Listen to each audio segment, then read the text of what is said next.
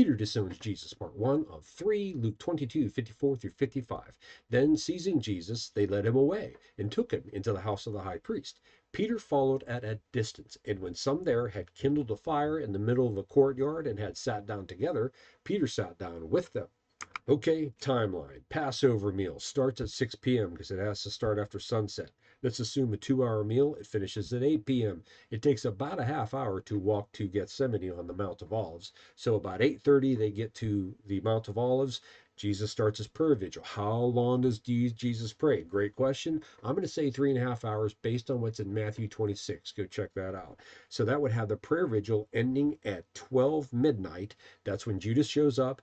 Kerfuffle, ear cut off, ear healed. They walk to the high priest's house. That's about what? Another half hour to 45 minutes. So let's say they get to the high priest's house at 1 a.m. So we have a story of two vigils. Peter starts with a prayer vigil in which he naps most of the time. I hope he got plenty of nap because he's now going to have a different kind of vigil from 1 a.m. to 6 a.m. when the rooster crows. He's got 5 hours to deny Jesus 3 times. We'll see what happens with that tomorrow. But what is Peter doing there? I think what he's doing there is a reflection of what is happening in the high priest's house. You see, the Sanhedrin got together with the chief priest at that time in the high priest's house, and they were trying to figure out what to charge Jesus with. They didn't know what he was guilty of. They just knew he was guilty, and they were going to figure it out in that house. So that's a group of people trying to justify their actions in arresting Jesus. Peter, it had to have stung when Jesus looked at him and said, "You're going to deny me 3 times."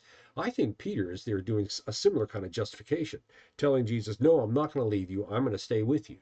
So isn't that interesting? Two different groups of people, both trying to justify themselves in front of Jesus in different ways, in front of the one person that doesn't need to justify themselves to anybody.